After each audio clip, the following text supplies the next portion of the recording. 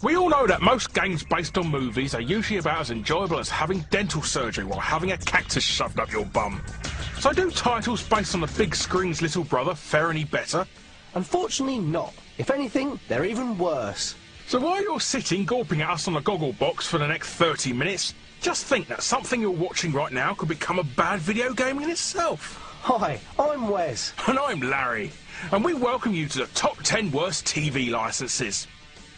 Not to be confused with the government's mandatory televisual licensing tax, but as in rubbishy games based on TV shows. I'll shut up now. Ladies and gentlemen, children of all ages, it's now time for Wes and Larry's Top 10!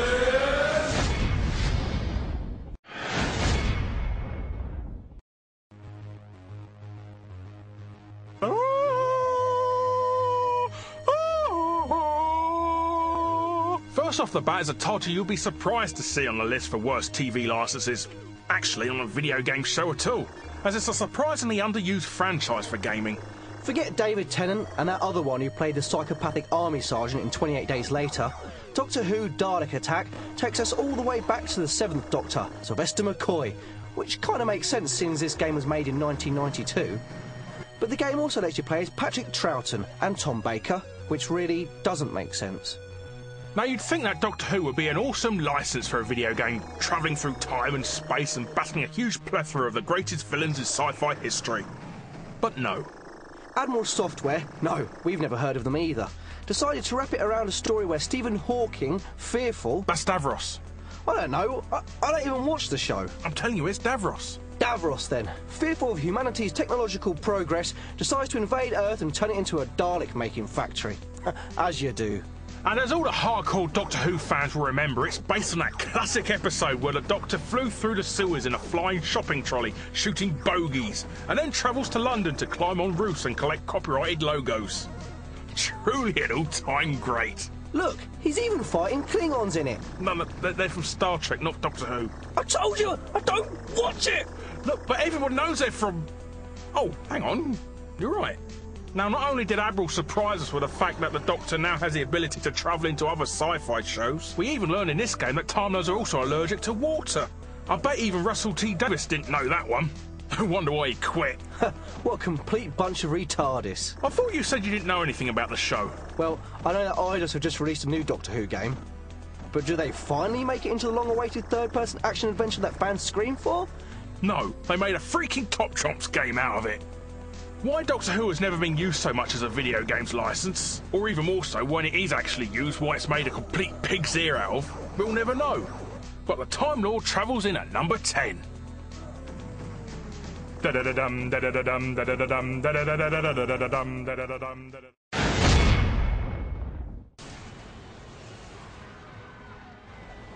Next up is a game based on the iconic TV series Lost. A series which has caused every show to come out in the US since to be declared as the new Lost. Now, if like Larry, you hardly know anything about the Lost universe, it essentially focuses on a bunch of survivors of a plane crash who are stranded on a mysterious island where loads of weird things happen. And they happen slowly. Oh, so very slowly throughout each series. Slowly. The problem with the game is, if you've never watched the show, you've no freaking idea what's going on. That's not saying much, Larry. Even if you watch the show, you'll have no idea what's going on either. One of the first things any Lost fan will notice is the fact that all the decent members of the Lost cast didn't supply their voice in the game. So you have to put up with some truly annoying voice acting, which really takes you away from the island. Not now, man! Whoa! I bet they wish they could get off the island so easily. It's not just the voice acting though, it's the fact the actual game mechanics suck, as well as having some of the most boring and tedious gameplay we've had to endure for ages. The puzzles are not fun, and you often find yourself dying because you've gone down the wrong path. There's that annoying fetch-style stuff that was offered in games 10 years ago but everybody hates, and mini-games that rips off pipe dream. And just like the show, you'll also endure flashbacks, where basically you see something that happened in the past, and you couldn't care less what happened to this guy because he's not really part of Lost. Who is he then? He's not from the show? No, he's just some cruddy random character they created so it didn't interfere with their precious universe, but could still make them money from die-hard fans who want to experience everything. Even die games based on TV licenses? It appears so, yeah. The thing is, people are always saying how great the show is, but this game didn't do anything but put me off. Good job though, I'm too busy watching Heroes anyway. Much better. Bet that game will suck too. And that's probably the biggest problem with the game. It's nothing but something for die-hard fans. It completely bypasses so many important aspects of the show. Gets to the hatch in the game, and those who don't watch it will think, so what? Oh, it's a hatch. Yet when it was in the show, the discovery of the hatch was a great moment. The opening of the hatch led to the conclusion of the first series, and you didn't find out what was inside until Series 2. Yeah, I bet the anticipation to find out what was inside was unbearable. It was, and it just turned out to be a guy in a computer. Lovely stuff. So add to the fact that die-hard fans are lost didn't like it, the poo puzzles, the annoying game mechanics like getting stuck into invisible objects, and the worst monster in history. Don't talk about the monster. Do you know what that thing can do? What, some black smoke? What's it gonna do? Give me lung cancer? Now you've done it. It's going to come after us. Lost comes in at number 9. Now run!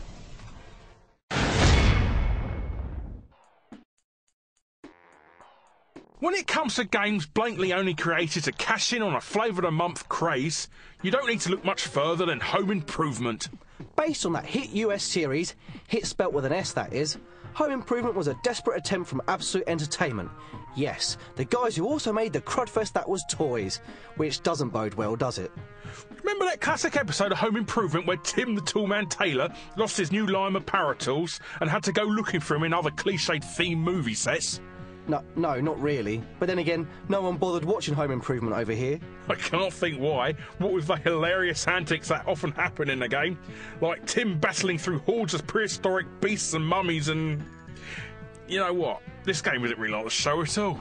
Yeah, it usually revolves around some thin pot based on a family issue you can see coming a mile off, but all miraculously works out in the end, leaving the obligatory patronising moral. So what's the moral of this then?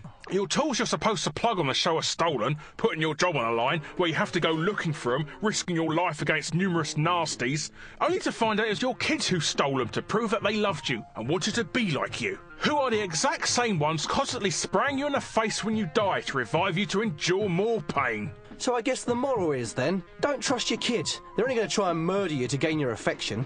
And that's why it's repeated ad nauseum on the Disney Channel. Good, clean, wholesome family fun. Home Improvement goes to prove that you can't make a decent video game based on a sitcom. Its repetitive platforming, overly difficult controls and stupid plot just goes to show that not everything can be fixed with a little Home Improvement. The fact they couldn't even be bothered to print the instruction manual proves that. Apparently, real men don't need instruction manuals, despite the fact it would be kids who would have to put up with this poop. And thus Home Improvement hammers its way in at number 8. So DIY, don't you give this a miss.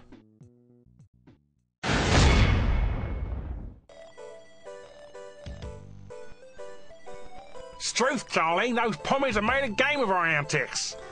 I've told you already, Larry. I'm not doing my Kylie Minogue impression. Oh, go on. No! Go on! No! Go on! All right!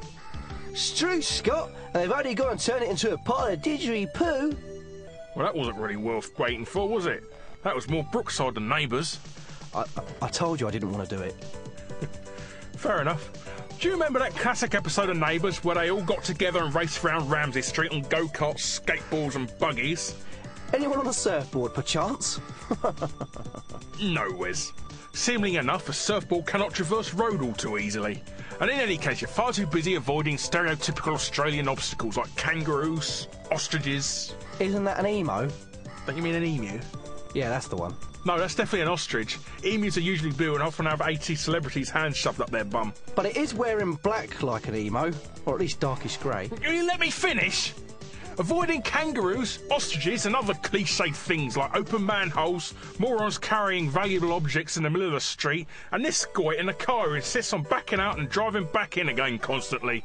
Don't forget great cameos from Mrs. Mangle, quite possibly the greatest female actress of her generation. Oh, and Bounce the lovable Labrador. He's not bouncing anymore, he's been dead for over 15 years. Yeah, and so is Mrs. Mangle. How dare you say anything about the glorious It's My Mangle? In any case, I preferred Home and Away.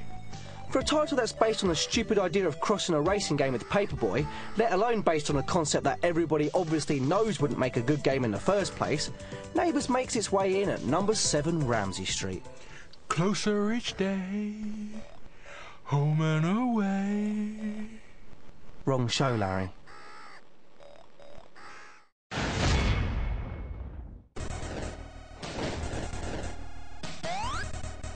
Oh, you gotta love Thundercats. Everybody loved Thundercats. It was an 80s cartoon classic. Oh, I love the show. It was just the fact that Lino was a complete numpty. Yeah, he could be a bit of a catastrophe. Yeah. I think it was the fact that he was essentially a kid trapped in a man's body, and so would often do the stupidest things, get himself in trouble, and have to wait for his friends to bail him out all wrapped up in some loose-fitting moral. Every darn episode. What's going on, Lion? Oh, Snarf! Snarf, we're almost late for tea. Oh, Snarf, Snarf. Well, Snarf, we have two options. We can go down the safe but long pathway of Saferzonia, or we can go down the obviously doomed dangerous woods of Dangermathea. It's a shortcut, and I am rather hungry. Oh, Snarf, the woods don't look safe, Lion. Oh, Snarf. Uh-huh. What if it's a trap from Mumra, Snarf? Some sort of kindly but awfully out-of-place character, Snarf, offering food or in need of help like it always Snarfing is, Snarf.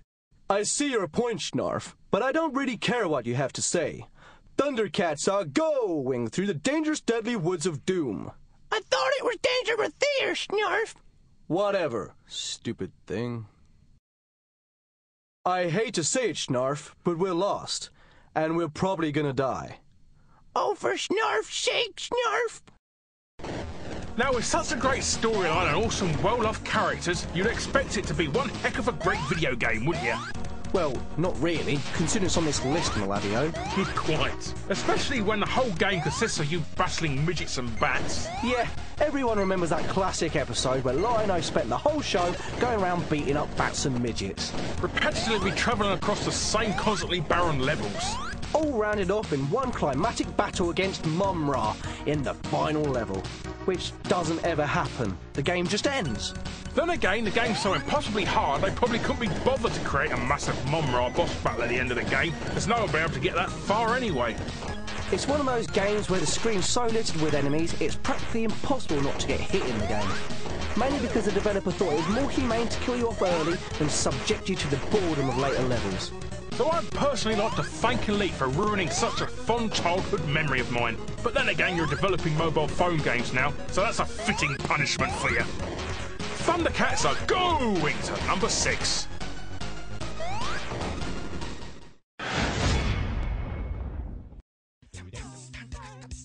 Hello and welcome to the Ad Break Questionarium. We've got a question this time that'll really make your brain boggle. That'll test your mind. Can you guess which is the biggest selling game of all time? Answer after the break.